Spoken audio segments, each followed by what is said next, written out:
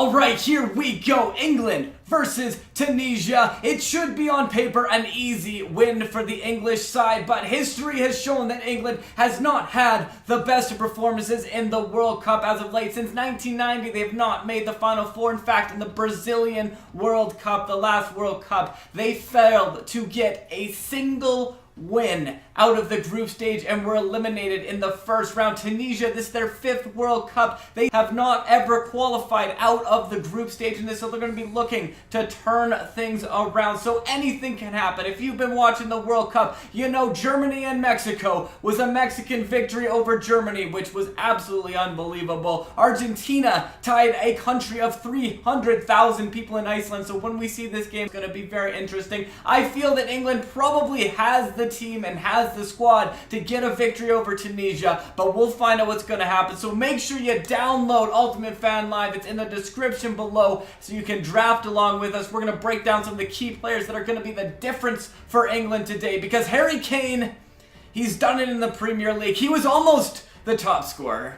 In fact, if he had it his way, he would have been the top scorer, but Mohamed Salah took that honor. But Harry Kane, with 60 out of 93, is the top attacking player on the English side right now. Definitely a player that could potentially get you some points if you pick him up in the draft. He's coming in not the highest for his averages, 93 since January 1st, 2018 till today. On the other side, you got Badri. He is 181 times he's been drafted, so one of the highest drafting players on the Tunisia side, and he is their best attacking player. He is their best player overall for average and everything like that. So he's probably going to be the player that is looking to try and make a stand for Tunisia as well. But also, if you look back to the goalkeepers, we know Tunisia is probably going to be trying to park the bus, playing very defensively, because they got to try and do what Iceland did against Argentina, what everybody's been kind of doing, what Switzerland did with Brazil, and try and hold a very, very strong team to either draw or do what Mexico did and actually get the victory over a very strong opposition squad. So we're going to go and look at some of the other players. Danny Welbeck could also make a big difference. He's had some great games for Arsenal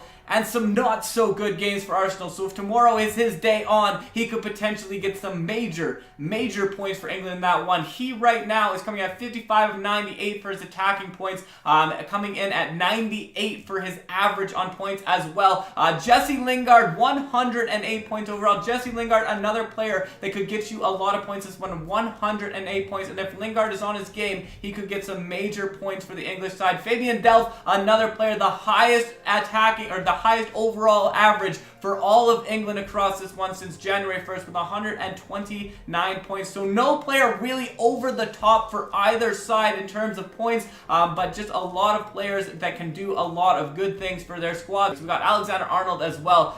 He is the best dribbler on the squad, and honestly, I think Alexander-Arnold is one of those players that could really get you some points. He's played well for Liverpool, he played well in the Champions League, and he could be a big difference maker for England in this one. So the talent is absolutely limitless for this English side, but Brazil 2014, not a single win. They managed to get a draw. Will this happen again? It seems unlikely. It seems like this is the England side that is going to be like, hey, we do not want that to happen again. We want this to be the time that we go and we actually beat them. The last time these teams played together in the World Cup, England did get the victory over Tunisia, and that was the time when they made it to the round of 16 and lost to Argentina in penalty kicks at the end, back when they had David Beckham on the team, back when they had Michael Owen on the team, David Seaman on the team, and now we got a new young group of talent, a lot of very strong players. The English fans, if you talk to them, they say this is going to be the year. They're trying to forget about everything that happened in Brazil,